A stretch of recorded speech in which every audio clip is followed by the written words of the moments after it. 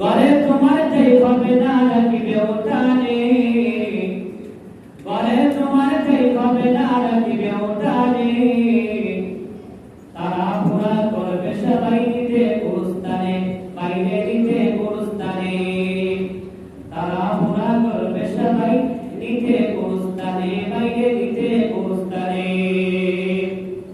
শূন্য হাতে মাটির ঘরে হবে বসবাস, শূন্য হাতে মাটির ঘরে হবে বসবাস, তুমি নামের মানুষটার সবার কাছে দাস, তুমি নামের প্রিয় মানুষটার সবার কাছে দাস। তুমি যখন না চাইবা তোমার প্রিয় মানুষ তোমাকে যারা মহব্বত করত তারা তোমাকে আর নাম ধরে ডাকবে না, লাশ বলে ডাকবে, তোমার নাম পরিবর্তন হয়ে যাবে। জান্নাতের ভিতর থেকে যাওয়ার সাথে সাথে প্রথমে তোমার নাম পরিবর্তন হয়ে মানুষ থেকে তোমার জীবিত নাম পরিবর্তন হয়ে একজন মৃত তুমি লাশ হয়ে গেলা।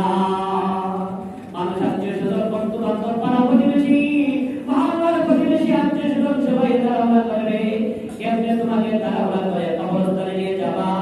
আল্লাহর বান্দা তুমি যদি টাকা পয়সা মালিক হতে পারো, লক্ষ কোটি টাকার মালিক হতে পারো, ঘর বাড়ির মালিক হতে পারো, ক্ষমতার মালিক হতে পারো, রাজা বাদশাহ হতে পারো, আল্লাহর বান্দা তোমার টাকার শক্তিতে তোমার কবরের উপর দিয়ে তোমার আত্মীয় স্বজন কবরের উপরকে ফুল বাগিচা করে দিতে পারে, কবরের উপর পাকা করে দিতে পারে, কবরের উপর টাইলস করে দিতে পারে, কবরের উপর পা চতুর্দিকে সুন্দর করে দিতে পারে।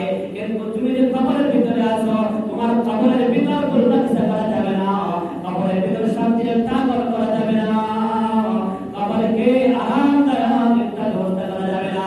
এই কবরের ভিতর শান্তি দিয়ে থাকতে মানে কবরের ভিতর ফুল বাগিচা না, ফুল বাগিচা পাইতে বলে কবরের ভিতরে জান্নাতি বিছানা, জান্নাতি পোশাক আর আরামে থাকতে বলে দুনিয়াতে তোমার ঈমান আর আমল লাগবে।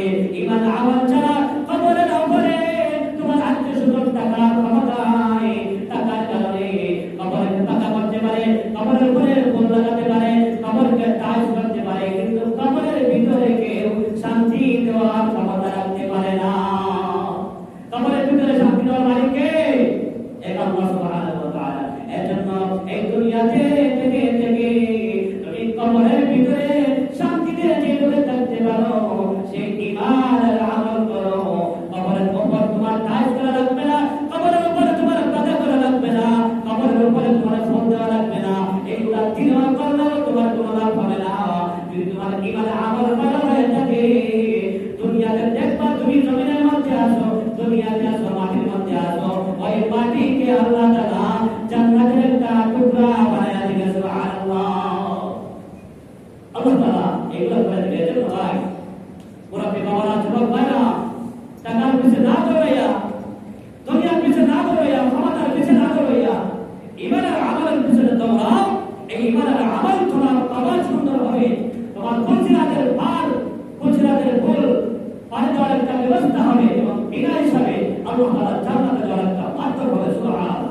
আল্লাহ তাআলা আমাদের ঈমান আমল এরকম করার পবিত্র সময়